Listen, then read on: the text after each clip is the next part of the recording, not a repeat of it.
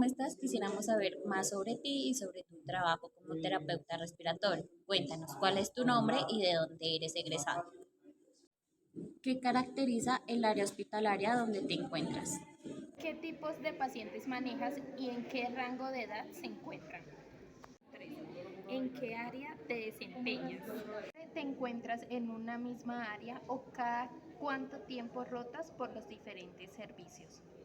Buenos días, me presento, yo soy Miguel Ángel Hincapié Rojas, tengo 36 años, soy terapeuta respiratorio, egresado de la Universidad del Área Andina en el año 2020. Tengo diplomado en ventilación mecánica, adicional pues no he hecho más estudios por cuestiones de la pandemia, pues no he logrado iniciar nuevos estudios. Lo ideal es comenzar la especialización en cuidado crítico, pero pues todavía no se ha podido. Bueno, ¿qué les cuento de mí? Trabajo en dos hospitales, trabajo en el Hospital Santa Clara y trabajo en el Hospital Simón Bolívar. En el Hospital Santa Clara me desempeño en el área de urgencias adulto, aunque aquí rotamos por diferentes servicios, lo que es hospitalización, pediatría, intermedios de pediatría y urgencias adultos. Son 2 meses de rotación por cada servicio. En el hospital de Simón Bolívar sí me encuentro en el área de urgencias adulto y urgencias pediatría. Allí, pues como bien lo dije, se maneja pacientes en pediatría, desde días de nacido hasta los 15 años y en adultos, pues ya hasta los 90 años. Son servicios bastante complejos. En Santa Clara el tipo de paciente es un poquito complejo, ya que son habitantes, la mayoría son habitantes de calle. No, pues son como el 70% de la población que llegan acá al hospital. En Simón sí se maneja pues bastante paciente de diferente etnia y condición social. Bueno, los procedimientos invasivos que nosotros realizamos como terapeutas respiratorios en el servicio de urgencias es la toma de gases arteriales, es lo más invasivo que nosotros hacemos. Ya pues asistir a la intubación orotraqueal, la intubación la hace directamente el médico especialista. Me ha pasado que en dado caso de que el médico no está o no se siente en la capacidad, el segundo a llegar a realizar la intubación orotraqueal es el terapeuta respiratorio. Procedimientos no invasivos, pues ya es la colocación de oxígeno, de sistemas de oxigenoterapia, diferente, con diferentes medicamentos.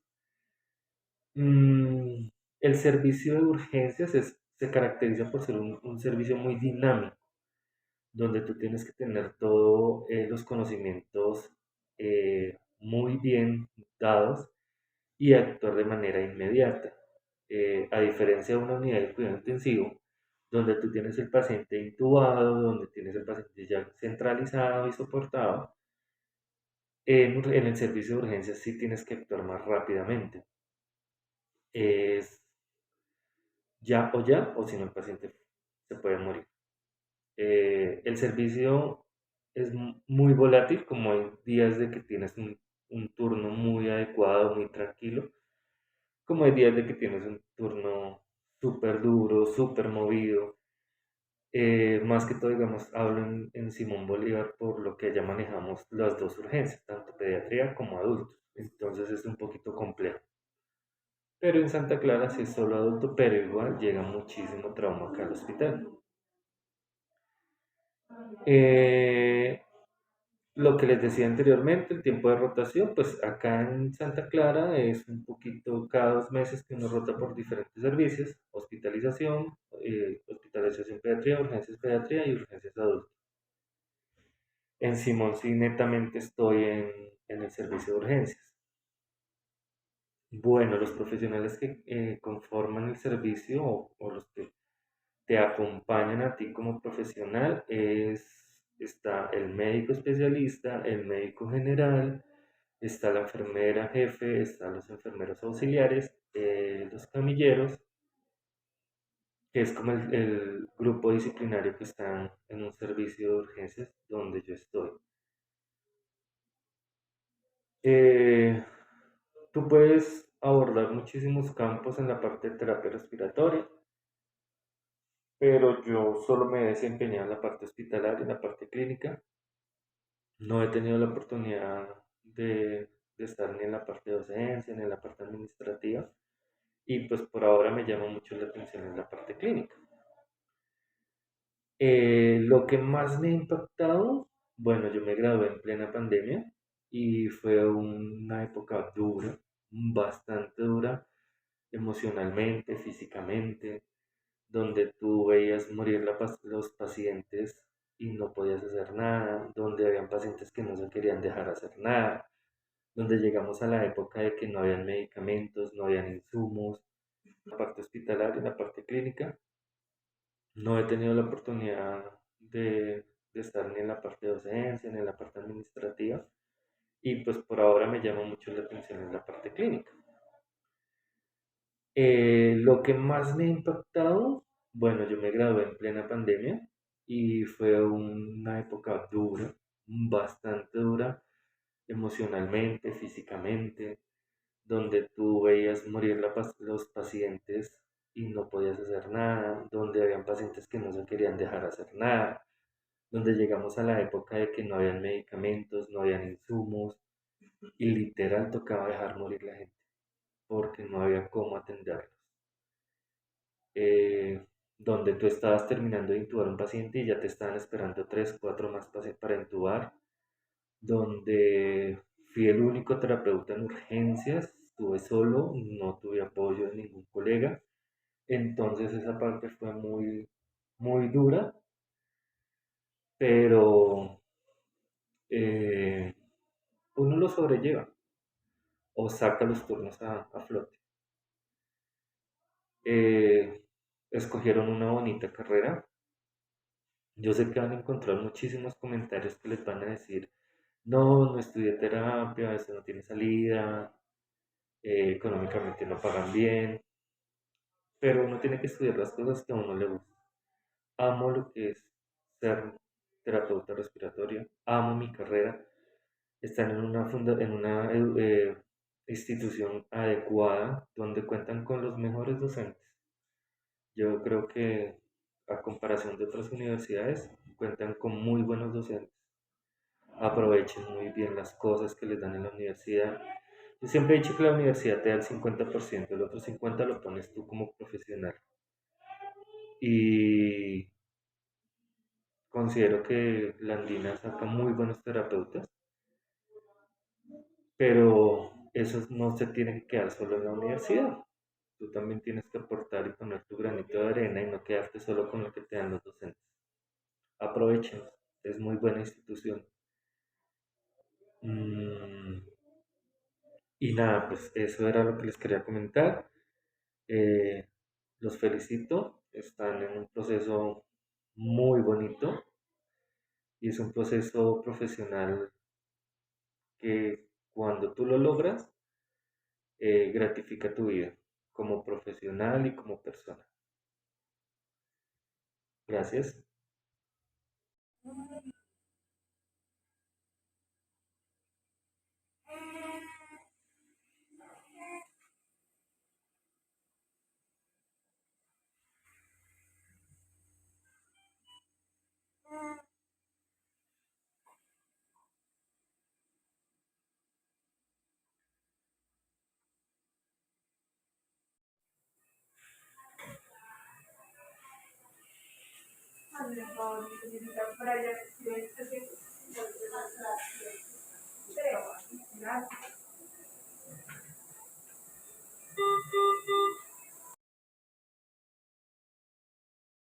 Hola, ¿cómo están? Mi nombre es Liliana. En el día de hoy voy a entrevistar a la doctora Jacqueline. Jacqueline, cuéntanos sobre ti. Hola Liliana, buenas tardes a todos. Mi nombre es Jacqueline Jacome, terapeuta respiratoria egresada de la Fundación del Área Andina.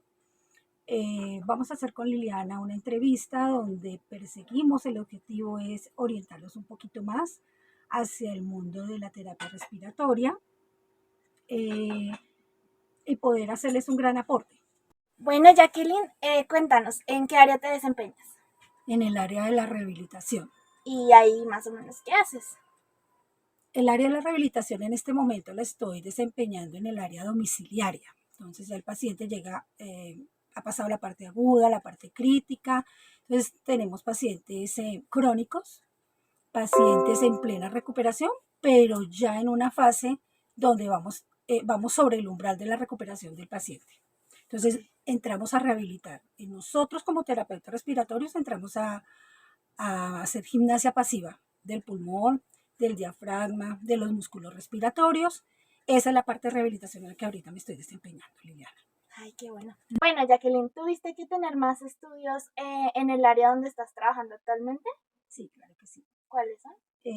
Tengo un diplomado en asma y EPOC, y enfermedades crónicas. Tengo capacitaciones en soporte vital básico, soporte vital avanzado y los diferentes congresos médicos a los que uno asiste, que le aportan a uno muchísima información, sobre todo actualizada y de primera mano, o sea, de los médicos y especialistas con los que uno está tratando en ese congreso. Okay. Eso me parece, y eso es de estar uno siempre renovando esas capacitaciones. Ahora está mucho la bioseguridad, que también le están exigiendo y para uno es una seguridad muy grande, ¿sí? Sobre todo después de lo del COVID, y que aún permanece, lo que pasa es que nos hemos relajado un poquito. Bueno, sí, es verdad. Y por otro lado, ¿qué especialistas nosotros vamos a tener? ¿Qué especialistas van a estar contigo todo el tiempo? El neumólogo básico, el neumólogo.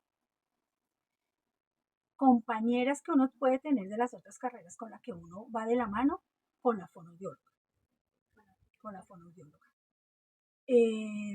Dependiendo de la patología del paciente, viene el médico general con uno también. O sea, uno se apoya mucho en el general, en el neumólogo básico, y si uno tiene acceso al neumólogo, mucho mejor.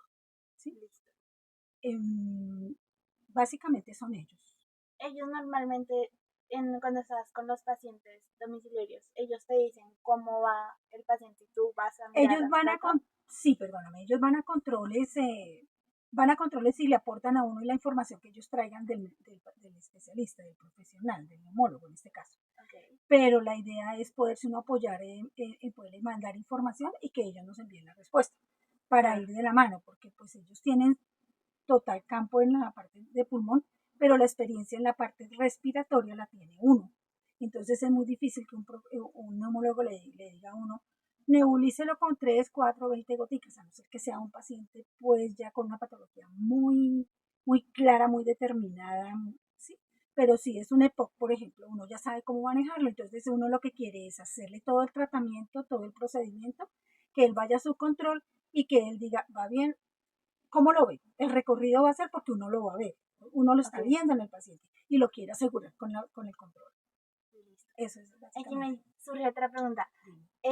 Cuando tú tienes el paciente y tú puedes generar ese como cronograma de tratamiento a un paciente, o te basas en lo que dicen como un médico general. En la parte domiciliaria uno se rige mucho a lo que el médico le diga. Ok.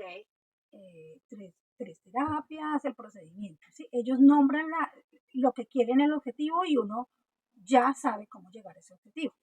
En la parte hospitalaria tiene uno un poquito más de información o de comunicación con el médico, porque uno lo puede ir a buscar y decirle, mire, el paciente de tal habitación ya le dice esto, no responde, hagámosle tal cosa, porque es más fácil, más directa la comunicación con él. Entonces uno a veces le dice, camine, vamos, y lo miramos. Entonces le he hecho, no le hago, ya no puedo hacer, metámonos por otro lado. Y es más fácil comunicarse, entonces es más fácil manejarlo. En la parte domiciliaria no, porque uno no tiene acceso directo al neumólogo. Uno es lo que él transmita, lo que el paciente vaya y lo que él lo haya visto, entonces uno le preguntes al paciente.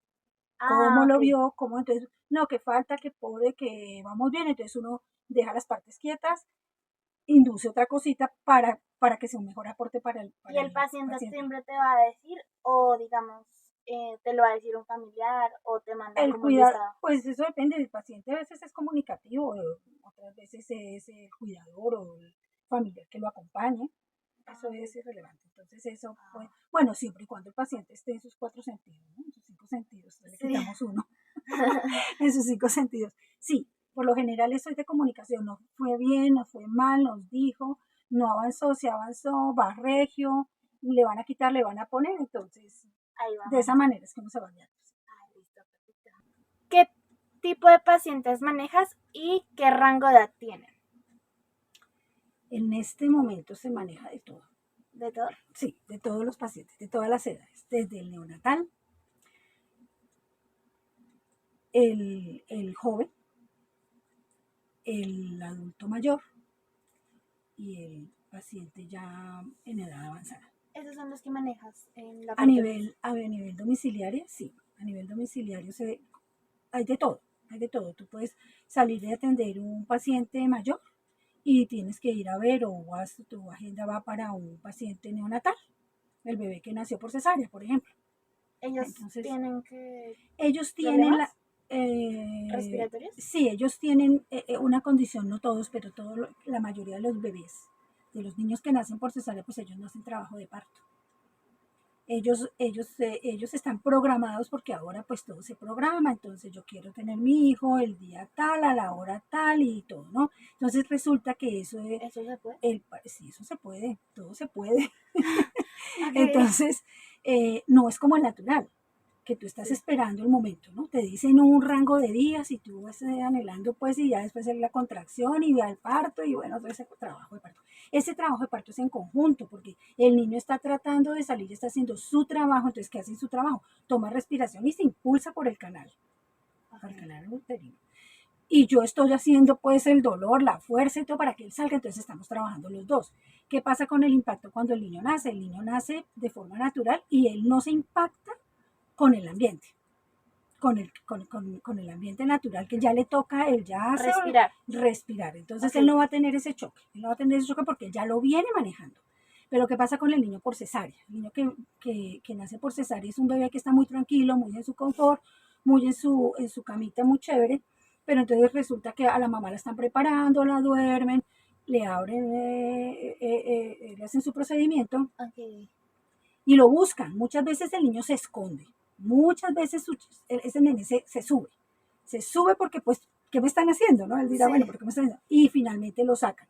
Él nunca hizo un trabajo de parto, él nunca se esforzó para salir, sino que lo sacaron y lo pusieron y entonces ese niño tiene un impacto brusco.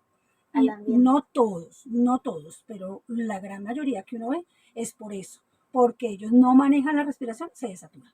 Entonces los ponen con oxígeno, los tienen un ratico, 2, 3 días, pero ya la mamita sale, ya el niño en la incubadora, entonces ya le toca mínimo un mes, dependiendo de la desaturación. Ese es el niño que uno está viendo por lo general, neonatal, el pequeñito, el Y, chiquitico, el y, recién y nacido. eso, bueno, digamos, si tú, eso está pasando porque aquí, como así, re a lo chambón, las mujeres les está dando miedo como el sentir el dolor, pero no saben que eso es un buen trabajo para el niño. Sí, hay dos condiciones. Hay una cuestión que dicen por estética, porque es que ahora pues nos cuidamos un poquito más, porque es que el niño por los embarazos ahora son muy estéticos, ¿no? Entonces no como mucho para no engordarme mucho y entonces la piel se me vuelve nada. Pero es algo tan natural que nazca, que crezca y que salga por el canal donde debe ser. Ahora, hay cesáreas que toca, hay cesáreas que las mamitas no, las mujeres no dilatan y jamás las pueden tener y ya empieza a correr riesgo la vida del bebé niño, porque ok. no lo podemos tener más tiempo ahí. Él ya se va, él tiene un límite y ese límite No no se puede podemos pasar. traspasar. Entonces, si toca una cesárea, Pero es así prácticamente como ya por, programada, ya de urgencia muchas veces, o ya programada porque en todo el control que tuvo la mamita nunca, ya se veía que eso se veía venir. Entonces, mamita le toca por cesárea. Eso sí, si tuvo uno por cesárea, pues los otros dos les toca por cesárea. O los 3 o los 4, los que quiera tener. Y ok, complejo. sí, entonces esos son, pero las que se programan porque yo quiero que mi hijo nazca en esta fecha, eso lo ve uno también, eso lo ve uno. Entonces, pues Qué raro. ya tiene que uno mirar cómo sale el bebé, cómo nace el bebé. Listo, siguiente pregunta. ¿Qué tipos de apoyo manejas para tener una buena labor? Bueno, básico yo considero 3. ¿Listo? El fonendoscopio, que es con el que tú vas a revisar y auscultar tu paciente.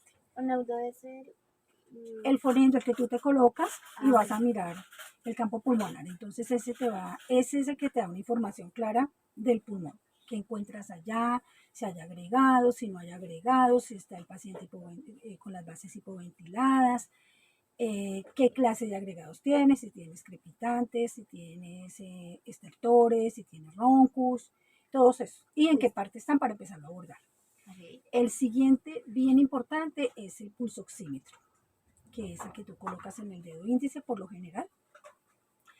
Y él nos va a marcar y nos va a dar la información de cuánto oxígeno está manejando tu paciente. Entonces tú te vas a guiar si está muy desaturado, si está moderadamente desaturado y cómo lo vas a abordar, cómo lo vas a empezar a tratar. Y el otro, pues básico, es tu nebulizador, porque si tú no llevas nebulizador, ¿cómo lo vas a no ser que tenga una balita de oxígeno? Hay una condición y es que las balas de oxígeno tienen un flujo más de aire más fuertecito. Nos podríamos apoyar en ese siempre y cuando el paciente esté muy desaturado, entonces uno le está enviando el medicamento y el oxígeno. No se gasta mucho oxígeno en una nebulización. Pero si tú lo puedes pasar por un nebulizador que tiene un poco más moderado el paso de lo que tú le estás haciendo, pues mejor, porque lo que pasa es que muchas veces lo ponen, y esto se ve mucho en urgencias, les ponen la nebulización y les mandan muchos litros de oxígeno, entonces eso pasa en un 2x3, como llama uno. Entonces el paciente no lo aprovechó, el paciente no se hizo nada. Pero si es en unos litros menos, que pase con un flujo de una nube de aerosol tranquila, suave, regular, el paciente sí lo va a aprovechar porque va a tener espacio para que el cuerpo absorba su broncodilatador, porque eso se hace con broncodilatador. Entonces, yo creo que esos tres son los principales. ¿Y los Viene secundarios? otro que es ya como la parte de fortalecimiento, es el incentivo. El incentivo es el aparatico que trae unas bolitas, donde uno pone al paciente a soplar o a inspirar.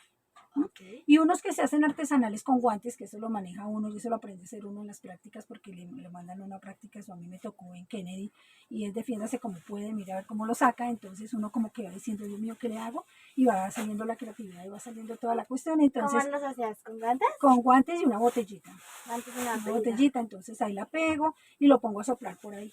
¿Pero dónde ponías el guante? El guante a la botella le quito la parte de arriba, le dejo la base, la colita de la Sí. botella, le pongo el guante, la sello, y en la parte donde uno mete la mano del guante, obviamente es donde voy a poner al paciente a soplar. Entonces es algo artesanal, pero bien práctico, bien bonito y nada costoso. ¿No? No, para nada. Ah, ok, toca practicarlo. Sí, claro. La siguiente es, ¿qué procedimientos invasivos o no invasivos realizas? En la parte domiciliaria, la parte no invasiva es la micronebulización, la rehabilitación, o sea, los ejercicios que hacemos con incentivos, eso no es nada invasivo. Son los... Los ejercicios de respiración forzada. Ok. Lo invasivo viene siendo la succión. Cuando Succión. uno succiona a un paciente, eso sí es invasivo. Eso es tener que apoyarme en un aparato que el paciente necesita para poderle ayudar a sacar las secreciones. Porque por alguna X o Y condición no la puede sacar porque está muy abajo, porque ya está agotado, porque su patología no lo permite. Entonces yo tengo que ayudarle para evitar una cantidad de infecciones que se vendrían si no le ayudamos a limpiar la vía aérea. Ok. Y eso, digamos, lo manejas en personas mayores, en todas En clases de edad, toda clase, hasta en los neonatos. en los neonatos también. De base que cuando uno está en la parte de maternidad, porque yo también roté por la parte de maternidad, y cuando estamos en la sala de partos, el primer, cuando sale ese bebecito, se lo ponen a la mamá y luego pasa a las manos de uno y uno ya tiene que tener todo O sea, listo. primero pasa la mamá y después te lo Y entregan a después ti. me lo entregan a mí. Entonces uno tiene su camillita ya todo organizado para succionarlo porque él viene con mucha flemita. Entonces eso es básico. Eso es básico, Pero la flema importante. de los recién nacidos, ¿cómo Es hialina, pura blanquita, pura Ah, ok. transparente, pero esa La si de... no se le limpia, el niño va a salir con su problemita de respiración a la habitación, al estar con la mamá esas horitas que se los dejen, porque ahora todo es de un día para otro. Entonces, esa succión se le hace ahí, En por el boquita momento. y por nariz, para despejarle las vías y luego se lo da uno a la enfermera está con uno y la enfermera es la que termina vistiendo. Ah, Esa ok. es la parte que uno Cambio tiene. que las flemas de un neonato son Transparentes. y las flemas de una persona adulta o Mm, joven ya varían. ya varían por su patología, porque pues hay patologías que tienen unas secreciones bastante mucoides, eh, color crema. Ok. Entonces, y la idea es irle ayudando en su proceso hasta que queden otras claras, como las que todos manejamos. Ah, o sea, como la base siempre va a estar clara. Ya cuando La tienen base siempre es como clara, siempre hialina, siempre hialina, hialina. Ok. hialina. Y ya cuando ya es como con verde, amarillo, todo eso, Eso ya ya es es porque infección. tenemos infección y por eso es la patología y por eso es que está uno ahí ayudándole al paciente. Ah, ok. Uno aprende cosas. Listo. ¿Ve? La otra pregunta es, ¿qué caracteriza el área domiciliaria y si trabajaste pues en el área hospitalaria, en la donde te encuentras? ¿Qué se caracteriza de una domiciliaria a una hospitalaria? Ya que la conoces. En la hospitalaria, los pacientes respiratorios con patología respiratoria siempre se encuentran en un solo piso. ¿Sí? ¿Listo? Solamente los encuentras en un solo piso. Entonces eso es, y el que está aislado, pues en ese piso, pero en otra área. Eso es muy particular. Tú sabes que hacia esa parte están los aislados por X y patologías, tuberculosis, bueno, una cantidad de patologías que ameritan, inclusive el que está quemado, el paciente que está quemado, pero que está controlada la quemada, pero tiene problemas respiratorios, los tenemos ahí. ¿Por qué? Porque hay que protegerlo, ¿vale? Hay que protegerlo porque una zona que se quema es una zona muy expuesta a las infecciones, entonces uno tiene que entrar allá con un protocolo muy grande, con un overol, bueno, para protegerlo a él de que yo no le lleve infecciones. Entonces son pacientes Listo. que tienen muy limitadas las visitas. En urgencias hay otra parte delimitada para los pacientes de respiratorios y eso se acentuó mucho con lo del COVID. Entonces, si es COVID, hacia allá. Y si es Sí. de gastroenteritis, hacia acá. Sí, Eso lo siempre. vi en el hospital cuando me Ah, enfermé. ok. En la parte domiciliaria, pues uno procura tener siempre un área donde haya acceso fácil a que el paciente quede cómodo, ¿sí? Ok. Que uno esté también con sus cosas cómodas como para enchufar, como una mesa de apoyo, ¿sí? Donde uno pueda tener sus implementos. Claro. Entonces, digamos que uno delimita esta parte me sirve, entonces uno trata de conservar esa parte pues para no estar por todo alrededor de la casa, ¿no? Sí. O sea, tú le dices al paciente como, mira, voy a utilizar esta área, por favor, no me muevan esto. ¿O No, no pues si tanto? por lo menos, si es un succionador, yo procuro que no se esté paseando por toda la parte. Ahora, no es fácil estar uno en el comedor succionando. O sea, Sí. no se presta el comedor para estar uno succionando. El comedor Y queda las cerca de otras la personas cocina. comiendo. Sí, o preparando los alimentos. Eso uno trata de ser un poquito más discreto. ¿Por qué? Porque el paciente va a toser, se van a sentir las secreciones y no todo el mundo Les soporta el gusta. olor, no tanto el olor, el ruido, el sonido que hace la persona tosiendo. Entonces eso hay que también pues entrar a manejar esa parte, ¿no? Como más privada. Sí, siempre con los niños, uno utiliza siempre la habitación de los niños. ¿Por qué? Porque en el domiciliario lo que le gusta a los niños y la gran ventaja para el paciente es que no se sale de su entorno. Entonces yo al niño no lo llevo al consultorio donde solo verlo empieza a gritar y bueno, se descompone. Entonces en el domicilio pues uno le dice, vamos a tu cama con tus juguetes. Entonces uno no lo saca de su ambiente y se hace un poquito más manejable el trabajo en niños. Y en la de los adultos, pues la gran mayoría uno dice, ¿dónde nos podemos ubicar? Entonces, no, mejor vámonos para acá, porque se sienten más cómodos. Entonces uno siempre busca ese mismo lugar. Listo. El estudio, la habitación de la persona, si no tienen estudio, pero muy raro es en un comedor. Muy raro en un comedor que queda cerca de la cocina y donde ellos con los sonidos de sacar sus secreciones, pues no es nada cómodo, ¿no? No es Y nada para la cómodo. familia. Y para la familia y para la gente, pues hay gente que no soporta el sonido, entonces hay que tener un poquito también de cuidado con eso. Listo, siguiente pregunta. Ujú. ¿Qué situación a lo largo de tu vida profesional te ha impactado? El fallecimiento de los niños es lo que más me impacta. Lo tuve y lo viví. Tomé un niño casi desde que nació con problema pulmonar. Le hicimos el seguimiento de todas las terapeutas y lo llevamos como hasta los 5 años. sobrepasó muchas crisis, lo vimos salir de muchas veces de urgencias, pero siempre bien, bien. Y cuando ya pensamos que lo teníamos al día, la parte coronaria nos empezó a fallar. Ese niño se complicó definitivamente y en 3 meses se nos agravó y falleció. Entonces eso fue bastante impactante. A mí personalmente me dio muy duro. ¿Ese muy paciente lo duro. tuviste después de graduarte Sí, o antes sí, de graduarte? después de que yo me gradué, yo ya empecé a trabajar, creo que fue uno de los primeros niños, como niños así pequeños que yo vi, sí, entonces eso me dolió muchísimo. Y recién te estabas haciendo como prácticas, ¿hubo algo que te En impactara en la carrera? práctica sí, algo que me impactó también muchísimo fue cuando tuve la experiencia para entubar Sí. y yo entubé, o todo el grupo que estábamos ahí, en cuidado intensivo en un bebé que acababa de morir. ¿Pero ya lo habías practicado o fue tu primera No, fue la experiencia? primera vez que yo entuve a un paciente y entonces lo hice en un bebecito. Me golpeó mucho, pero tocaba hacerlo. O sea, no había manera de decir no, porque en prácticas todo es calificable, ¿no?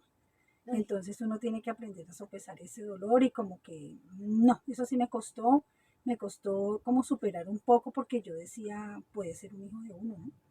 Entonces el niño recién fallece y uno lo está intubando y pasó el otro y entonces digamos que la experiencia sí, apartándonos de la parte humana, es muy buena, saber tú cómo cuando intubas qué sientes, ¿sí? sí. ¿Cuál es el procedimiento? Pero ya si nos ubicamos en la cuestión humana, pues es un bebé que acaba de morir, que los papás están afuera y que uno está haciendo eso. Entonces eso me costó muchísimo y hasta de mal genio, porque yo decía, no, esto no puede ser, pero realmente así es que uno aprende. Lamentablemente uno aprende en la parte con los humanos. Uy. Y por el otro lado, ¿tú tuviste como algún paciente que te entrara en paro o tanto en la parte domiciliaria como en tus prácticas en paro En respiratorio? paros respiratorios tuve un paciente en domicilio, En domicilio, en ok. domicilio. Yo ya lo vi muy mal, cuando yo llegué a atenderlo lo vi muy mal y le dije, llamemos al paramédico, llamemos a la preparada en ese momento. Pues. Sí, Entonces, y yo les decía urgente, porque es que uno se da cuenta que van empezando a bajar la parte cardíaca, la parte respiratoria se mantenía, pero la parte cardíaca se nos iba cayendo. Entonces yo les decía, lleguen pronto, porque igual eso es sobado. pero tú lo estabas tratando. Cuando llegó el médico, sí, yo estaba tratando, era una señora de unos 70 años, había empezado la reanimación, dijeron, ya llegamos, entonces está el conflicto de la familiar que está desesperado, de que me ubicaran rápido y dijeran quién viene ya, y finalmente entró el médico y entonces empezamos. Entonces ya se siente uno como con mayor soporte porque él traía la bala que yo estaba necesitando para que ya no se me quedara. Finalmente la sacamos, sí, gracias a Dios la sacamos, eso es gratificante para uno, pero es algo que uno no se espera en un domicilio. Uno en un Sí. domicilio no se espera que le pase eso, pero sí, una sola vez creo me ha pasado y Y en prácticas no, eso aporta también, no, en nunca. prácticas no se presenta mucho porque si está uno en prácticas tiene uno el oxígeno ahí del flujómetro, entonces ya en cuidado intensivo, pero en las prácticas neonatales, sí, eso es estresante porque uno le hace la ronda a los 3, 4 bebés y están perfectos. Y se sienta uno a hacer su evolución y cuando se dispara la alarma al segundo y se dispara la del otro y entonces uno cuál atiendo primero, ¿Se disparan al mismo tiempo? a veces se dispara y ¡Ah! entonces uno le corre al uno y ¿qué le pasó? Súbale acá y váyase para el otro, ponga la alarma para que venga alguien a ayudarle a uno y uno en prácticas pues imagínate. Ah, Pero todas esas carreras, todos esos sustos y todos esos nervios le aportan a uno a lo largo de la vida, uno se da cuenta de que eso le sirvió.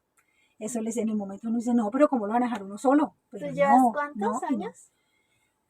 Muchos años, desde Muchos el años. 95 que me gradué y en el domiciliario llevo desde el año 2000. 2000. Ok. Y bueno, para terminar, Sí, claro. ¿qué aporte te gustaría darnos a nosotros que hasta ahora estamos iniciando como en esta nueva vida de En este terapeuta? nuevo mundo de terapia respiratoria es muy bonito. Miren, es muy bonito si ustedes realmente están convencidos de que están en lo que están. ¿Por qué? Porque ustedes tienen que partir que todo lo que se haga en salud, todo lo que se haga en salud, ustedes tienen que tener una algo muy primordial y es el servicio. Ustedes no pueden olvidarse de que ustedes lo que siempre se van a encontrar en la vida son seres humanos. Ustedes no se van a encontrar con un libro donde tú lo cierras y se guarda. Y mañana lo retomo. No, no hay caso, ahí no hay caso. Tú tienes que quitarte que son seres humanos y que tú tienes siempre que llegar dispuesta a ayudar, a servir, porque esto es de servicio, esto es de querer la profesión. Si tú no quieres, si tú no toleras, si tú en el transcurso de la carrera ves que no estás, tu vida, tu sentir, tus cosas no son para servir, yo creo que muy difícilmente vas a poder lograr éxitos y sentirte gratificada con lo que estás haciendo, porque es que si yo tengo un paciente y lo logro llevar y recae y vuelve y sube y vuelve y cae y vuelve a resubir, pero finalmente ese paciente está bien, queda bien o lo mejor que yo le pueda dar, mire, para uno es mejor que ganarse la lotería, porque eso le ha aportado, porque es que eso es de retroalimentarse. El paciente le enseña a uno y uno le enseña al paciente. Entonces siempre está uno en el que le hago, en que más le ayudo, pero ¿por qué pasó? Pero no me explico, pero yo pienso, pero yo me meto en la internet y digo, bueno, pero si tiene esto, ¿por qué no me funcionó? Y si tienes un médico amigo, un homólogo amigo, pues tú lo contactas. Eso es ya cuestión de uno. Entonces yo digo que si este mundo es bonito, el mundo de la terapia respiratoria es muy bonito, pero siempre si tú quieres ayudar, si tú estás con la disposición de que además de que te va a representar dinero, porque pues todos trabajamos y esa es la idea, ¿no? Pero tienes que tener una gran disposición y aprender a manejar las relaciones con los pacientes. ¿Sí? Porque de todo se ve, ¿no? Entonces hay que aprender a manejarlas y yo creo que eso es lo más importante. Lo más importante es para ustedes saber, tener siempre la disponibilidad para ser receptivos. Investigar, ustedes no importa, ustedes les dan un paciente que tiene un estado gripal, uno lo ve tan sencillo, pero métete a ver qué es en sí el estado gripal, cuáles son sus etapas, cómo lo vas a abordar para que tú no llegues nula y, bueno, sí, tú vas a empezar, porque eso le pasa a uno sale o uno va a las prácticas y uno tiene toda la literatura, ¿no? Eso sí, para escribir y 5 y todos los exámenes súper bien. Pero resulta que tú vas al frente a un paciente y dices, bueno, sí, él tiene, y entonces uno se le ocurre toda la literatura, ¿no? ¿Pero qué? ¿Qué le voy a hacer? ¿Por dónde lo voy a abordar? Entonces tú ya sabes cómo lo tienes que abordar, por lo menos, ¿qué es lo principal que tienes que hacer? Pues empezar a auscultarlo, ¿no? Lo primero que tienes que aprender a hacer. ¿Qué es auscultarlo? Ponerlo el fonendo, a examinarlo. Entonces tú tienes que saber por dónde vas a empezar. Si tiene esto, yo ya sé que tengo que hacer esto. Ejemplo, Pero eso te lo da la práctica, la experiencia también. No sé, en tu parte, cómo hiciste de la literatura, de todo lo que te dijeron, a un paciente? O sea, ¿cómo llevaste la literatura a tu realizarlo en un paciente? Eso es exacto. Si yo sé la literatura, yo sé qué encuentro en ese paciente. Listo. ¿Sí? Entonces el paciente tiene un EPOC, yo sé lo que tengo que al auscultar, qué es lo que voy a encontrar, qué es lo que voy a escuchar. Sí. Entonces ahí empiezo yo a mirar qué es lo que tengo que hacer. Entonces, ¿qué es lo que tengo que hacer? Pues memorizarlo, ¿no? Lo primero que tengo que hacer es mirar cómo le voy a ayudar. Y de ahí empieza uno a enrutarse. Esto te lo da uno las prácticas, por eso las prácticas son tan importantes que uno les ponga cuidado. A uno le parece harto, los hace por cumplir.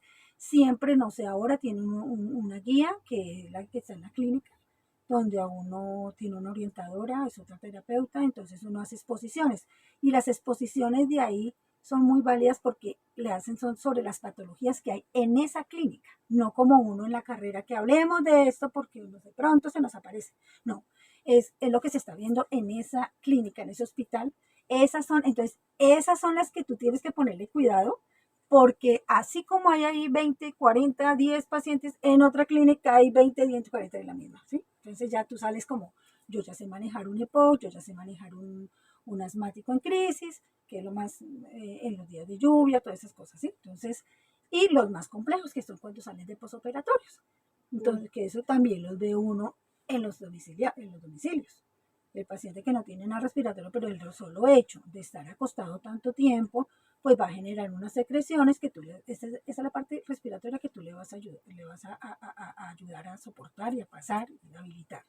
porque ya en sí, si el paciente está operado es por una cuestión de una fractura, pues tú no tienes nada que hacer con la fractura, tú tienes que centrarte en la parte respiratoria de él, porque el estar acostado y muy supuestamente estar mucho más tiempo acostado en la casa, pues va a generar unas patologías pulmonares muy normales.